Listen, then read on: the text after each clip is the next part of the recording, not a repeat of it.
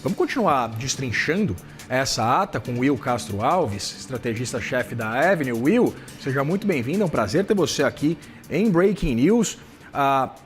Eu queria começar te perguntando exatamente sobre o que essa ata do Federal Reserve, a ata do FONC, sei que tem 18 páginas, estou tentando ler aqui junto com a nossa audiência, junto com você, não sei quanto você teve tempo também de analisar essa ata, mas a gente tem agora uma perspectiva de manutenção por parte do Federal Reserve de 96,9% da próxima reunião do FONC.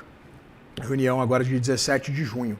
Eu queria entender, esse comunicado ele vem em linha com aquilo que o mercado esperava, aquilo que o mercado lia como sinais mais presentes, que deveriam estar mais presentes exatamente nesse canal de comunicação oficial do FONC. Seja muito bem-vindo e boa tarde. Boa tarde, Vitor. Boa tarde para quem está nos assistindo. Primeiro, parabéns aí para o Vitor por fazer esse... É difícil fazer essa leitura em real time, falando com todo mundo. Tem que tirar realmente o chapéu, não é para qualquer um. Então, meus parabéns, tá? Muito obrigado, meu amigo. Gentileza sua, elegância sua. Não, é verdade. Assim, o que eu tento fazer é tentar dar um zoom out, né? Porque, vamos lá, essa ata ela se refere a uma decisão que foi feita em abril e com dados os últimos dados de inflação, tá? Então, ou seja, essa definição por parte dos dirigentes do Fed se deu antes da divulgação do CPI e PPI que vieram semana passada e que vieram quentes, tá? Ou seja, inflação muito quente nos Estados Unidos, inflação acima do esperado. Esses dados, de novo, a decisão e a ata, né, se referem a uma decisão que foi anterior a esses dados, a gente não tinha divulgação oficial, ainda que você tenha leituras alternativas e medições alternativas de preços e do índice de inflação. Dito isso, fazendo essa ressalva, tá?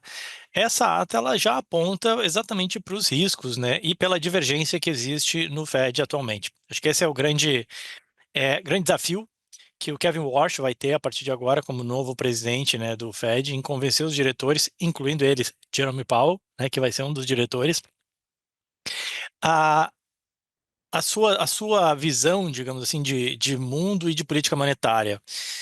O Kevin Warsh é um cara que tem sido bastante audível em falar que a AI vai trazer benefícios no controle de inflação, ganhos de produtividade que são deflacionários e que, consequentemente, a política monetária poderia até abrir espaço para cortes de juros. Obviamente que também, grande parte do que ele falava, que a mídia ainda retém, se deu num período ainda pré-guerra, né? E o que a gente vê é que a guerra tem um impacto em preço de petróleo e esse impacto não acontece tudo de uma vez, 3 a 6 meses pelo menos até sentir esse impacto todo na economia. Então a gente recém está começando ainda a sentir esse impacto na economia, essa que é a verdade. Tem uma regra de bolso, né, que se fala que cada 10% de aumento no preço de petróleo, você teria uma expectativa de 0,1 ponto percentual a mais no CPI. Bom, o preço de petróleo subiu mais de 50, então seria mais de 0,5 pontos percentuais ao todo tendo de impacto na inflação, e é exatamente isso que a ata fala. Ou seja, claro, não fala dessa regra de bolsa, até porque não tem como você cravar isso, mas fala que você tem certeza que você vai ter impactos e que se esses impactos perdurarem, você eventualmente tem que deixar a porta aberta para aumentar juros, tá? Obviamente que não foi a definição consensual. A ata fala em que diversos dirigentes gostariam de retirar aquela frase do easing bias, né? Ou seja, de ter, se o Banco Central americano tem qualquer viés, é o viés de cortar juros. Alguns diretores disseram que não, a gente não tem que ter viés nenhum, a gente tem que deixar a porta aberta até para eventualmente subir juros, tá? Então foi isso que a ata mostrou, um Fed dividido, com muita incerteza ainda do impacto inflacionário, né?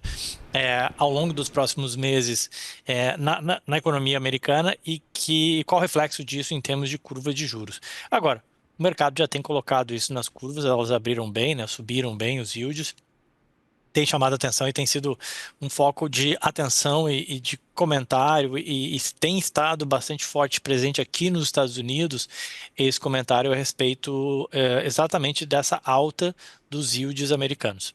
Will, acho muito relevante você trazer esse ponto, esse viés de afrouxamento, né, que foi alvo de divergência de 3 dos diretores com direito a voto do Fed, o Ramek, Kashkari e o Logan. Eu queria entender exatamente se o Fed sai mais dividido dessa reunião e se causa algum tipo de temor ou um tipo de incerteza por parte do mercado, essa ausência ou a possibilidade de existir alguma ausência de convicção sobre o que fazer. Porque parece que todas as alternativas estão na mesa. Manutenção, corte ou até mesmo subjuros. É exatamente isso, assim, é quase aquele áudio do Galvão, né? Ninguém sabe de nada, ninguém sabe o que faz, né? Assim, tá realmente muita Aquela incerteza. piada, né, Will? Juro pode subir, Exato. cair ou ficar parado, enfim. É isso aí, exatamente. Eu acho que assim, como que nem eu falei, você tem o impacto disso vai sendo sentido ao longo dos próximos meses. Isso faz com que os diretores do Fed, obviamente, não tenham convicção nenhuma de até que ponto você pode cortar juros ou você eventualmente não tem que aumentar os juros, né? Até que ponto essa inflação ela vai ficar somente na energia, ela não vai para alimentos e depois para serviços e para uma inflação que ela é mais pegajosa, como a gente faz e não fala e não tão passageira, tá?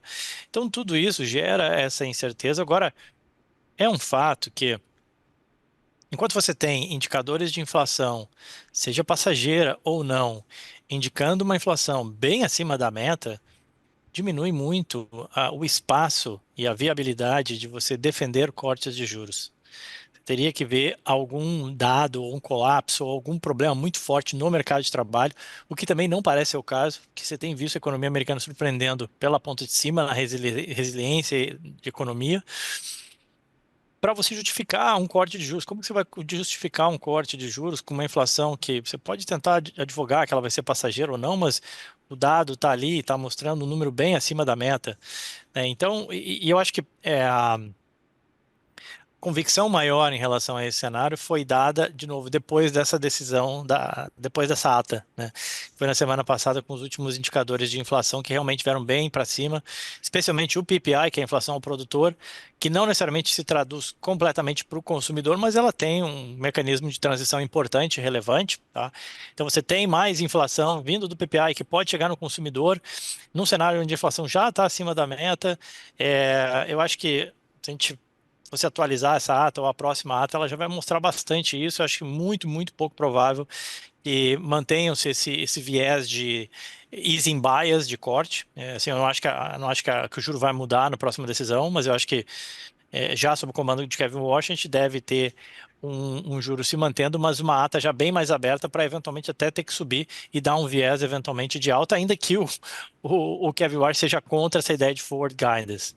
Will, eu achei muito relevante a presença tão ostensiva desses argumentos que envolvem os investimentos em inteligência artificial, que, de acordo com o FONC, geram inflação, mas que podem ter, evidentemente, um impacto também na produtividade futura, mas há um risco de desinflação no futuro, caso exatamente a gente veja a consolidação dessas tecnologias. Eu queria um comentário rápido seu acerca exatamente dessa preocupação.